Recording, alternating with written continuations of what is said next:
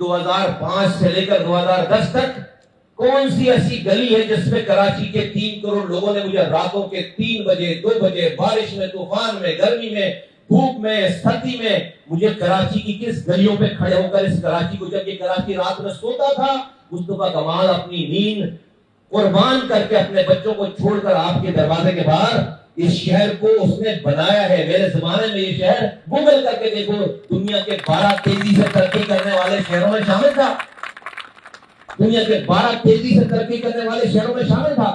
دنیا اس کی مثال دیتی تھی۔ 15 سال ہو گئے، آج لیاری کے لوگ جو پانی پی رہے ہیں مصطفیٰ کمال کے ہاتھوں سے گیا ہے۔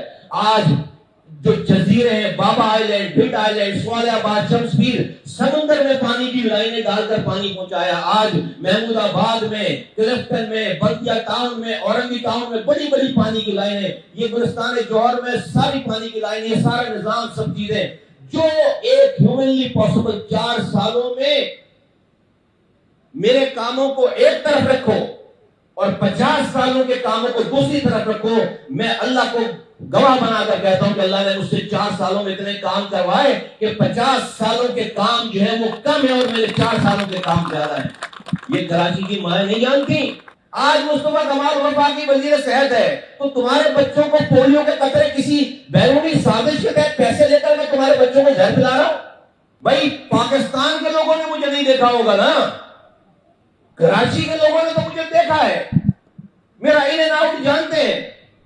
یہ کون سے والدین ہیں 27,000 جو اپنے بچوں کے دشمن ہیں؟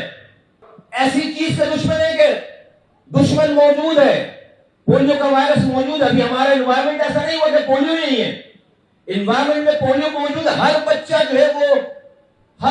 جو ہے وہ سینسیٹیو ہے اس معاملے میں، اگر اس نے نہیں پی رکھا اسی کو اٹیک کرے گا۔ تو کون سے 27,000 لوگ ہیں؟ تو کیا آج اس کیمپین کو میں پیسوں کے لیے چلاؤں گا؟ میں یہودیوں کا ایجنٹ میں چلاؤں گا؟ خدا نہ خواستہ۔ اے اساتذہ کرام، اے میری بہنوں، میرا کام تمہیں آواز لگانا ہے، صرف بس کہ مصطفیٰ کمال کے پاس یہ ذمہ داری تھی، اس نے جا کر گلی گلی ماں کو ان کے بچوں کو بچانے کے لیے آواز لگائی ہے یا نہیں؟ آج کے بعد سے تم ذمہ دار ہو، میرا کام ختم ہو گیا۔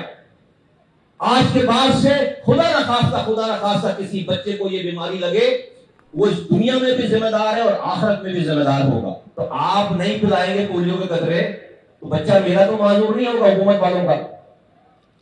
یہ غصہ آپ کس سے نکال رہے ہیں؟